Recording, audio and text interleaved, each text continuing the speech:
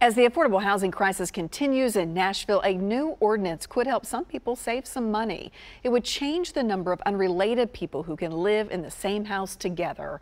It was a hot topic at tonight's Metro Council meeting. News Channel 5's Emily Luxon is at the 5 Alert Center with an update on what council members decided. Well, yeah, a lot of people may not realize that currently Metro codes only allow 3 people who aren't family members to live in the same home regardless of the size of that home. So council members are now looking to change that. A new bill would revise the definition of what a family is and allow up to 7 people who are unrelated to live in the same home. This aims to help college students with roommates or lower income residents who are more likely to split rent or mortgage payments. After a fair amount of debate, council members approved the change on the second of 3 votes, but said they would still like to get some more feedback on this issue.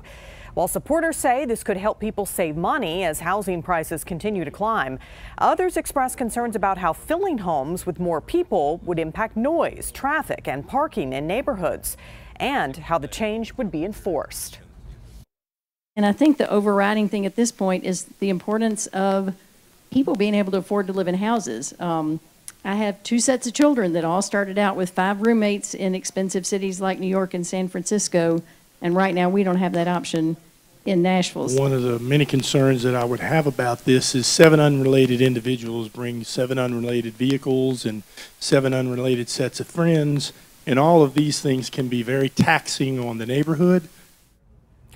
Also tonight, council members ended up holding off on voting on another issue that we have been following. They were considering establishing 2 different groups that would help promote and develop entertainment projects in Nashville, but they're going to take a break, revisit this in 2 meetings, and hopefully find a compromise between those 2 bills. Reporting at the 5 Alert Center, Emily Luxon, News Channel 5.